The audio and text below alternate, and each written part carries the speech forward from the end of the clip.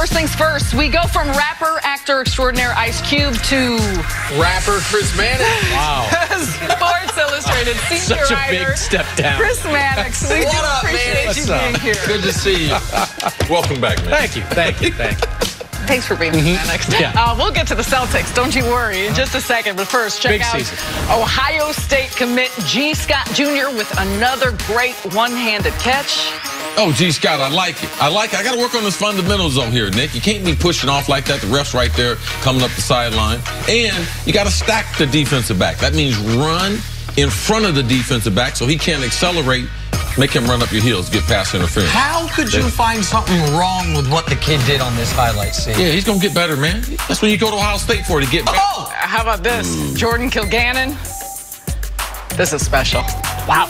He calls this the Scorpion 360. Danny Ainge could have traded for him, but he didn't want to give up a 2024 second-round pick. This is the most Said he's stuck in a gym somewhere. Yeah, Danny said he's going to leave them picks in his wheels, man. Savage. Look, this guy is the best dunker alive right now. All right, on to the Celtics, who are in a state of flux after a disappointed season and an early playoff exit. Now, chemistry issues and locker room strife seem to hamper Boston throughout the year, and that could reportedly be traced back to Gordon Hayward. Reports are that Brad Stevens' force-feeding of his former Butler star, who was coming off that serious leg injury, bothered many of the Celtics players. So, Mannix, does Stevens deserve blame here with this situation? So I've been kind of working on my own autopsy of the Kyrie Irving situation, and this has come up, the Gordon Hayward stuff. And then the word I've heard used repeatedly was babied when it comes to Gordon Hayward, which is kind of akin to what Jackie McMullen was talking about. Brad Stevens was in a tough spot with Gordon Hayward because, yes, Gordon Hayward probably didn't earn the minutes that he got early on. At the same time, he's coming off one of the most catastrophic injuries we've ever seen in the NBA and needed not only to have his game rebuilt, but his confidence rebuilt. So you had to give him 20, 25 minutes of time that he didn't necessarily earn to start to build that confidence back. So hopefully the idea was you have Gordon Hayward at something close to what he once was at the end of the season. That weared on some guys. I think it weared most significantly on Jaylen Brown, someone who you saw his minutes and his playing time cut back after a terrific postseason in this past year. I think it probably grated a little bit on Jason Tatum, who was in a similar situation. Look, they had 3 wings for basically 2 spots, and somebody lost minutes as a result of that. So I don't know that has anything to do with what Kyrie Irving went through last year. I think he's an entirely separate situation, but the word babied came up when it came to how Brad Stevens treated Gordon Hayward. Well, go ahead, Steve. I brought up before, Gordon Hayward ran into an unfortunate injury. But let's just imagine this. In a world where we don't know what the recovery time is because we don't have the Paul George injury.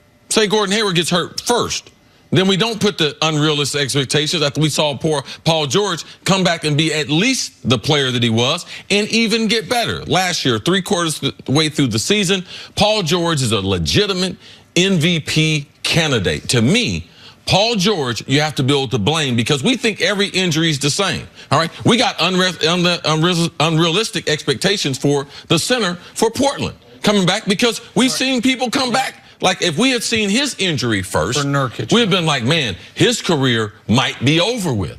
And when you start that way compared to, oh, this is the same injury as Paul George. Well, apples, he's an all-star, he's an all-star, but they're not. No 2 athletes are the same, and no 2 injuries are the same. So I just believe that we set an unrealistic expectation for Gordon Hayward because he deserved those 25 minutes. When you get cleared from the doctor, then you get cleared from the therapist, then you get cleared from the trainer, it's time for basketball activity. It was time for him to get on the court. And Mannix, correct me if I'm wrong, but there was some thought, not this past season, but the season before, the season Gordon got hurt, that maybe he could come back for the playoffs. Remember, that was discussed. That's crazy. And then there was an infection or something they had to do. Something set him back, right? And I remember seeing Gordon in I think it was February or March, and the ankle, his injured ankle was still purple, which told me that he was never coming back. But that was talked about. And by the way, that came from, I would hear from people within the organization that wondered if they made a deep deep playoff run could Gordon Hayward? Could he come back? And so you're thinking he could come back at the end of 18. So then, of course, to your point, see, you're thinking by 19, he's not going to be the exact all-star he was before, but he's going to be a quality player, and they just kept running him out there. And I know you made the point that by the end of the year, his efficiency numbers went up, and he was better as the year went on, but he was not anywhere close to the player that he had been in the playoffs. It was a tough run for everyone, especially in those last 4 games against Milwaukee. But the other thing that happened this week, I read I guess you haven't written the full Kyrie Irving autopsy yet, but you wrote, I know I read something you wrote about the Celtics at the end of the season. And you had basically in your piece talked about, okay, so Kyrie's almost assuredly leaving. Here's what the team's going to look like moving forward. It seemed like assumed, like the whole world did, that Al Horford was going to be a part of this team. And I'm not criticizing you. I thought the same thing. When he opted out, okay, so he opts out, going to take 3 years, $65 million, something like that, get a little more cap space, get more guaranteed money.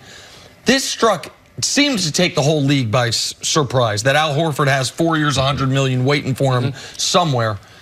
What do the Celtics do now to fill that void? Because that's the guy that you have said, Sarah Kustok has said, people close to him have said, was the most important player, the steadiest player, the most underrated player on the team. What do they do now with him walking out that door? I wish I had a good answer for it, because that's a piece, an indispensable piece that they can't lose if they want to hope to maintain at least some regular season success. Now, there isn't any, I don't know that I completely rule out Al Horford coming back. There isn't any friction here between Al Horford and the team. Al Horford is just looking at the landscape and seeing like a facsimile of the summer of 2016, where there's all these teams out there with a boatload of cap space. 9 teams in the NBA with at least $19 million in cap space this summer. And Al Horford's looking at that and seeing, well, once the dust settles on the first tier free agents, there are going to be teams out there. Maybe it's Brooklyn, maybe it's the Clippers, that are looking around saying, I need a player. I'll overpay Al Horford. At 33 years old, this is probably the last contract of Al Horford's career. So he wants the money.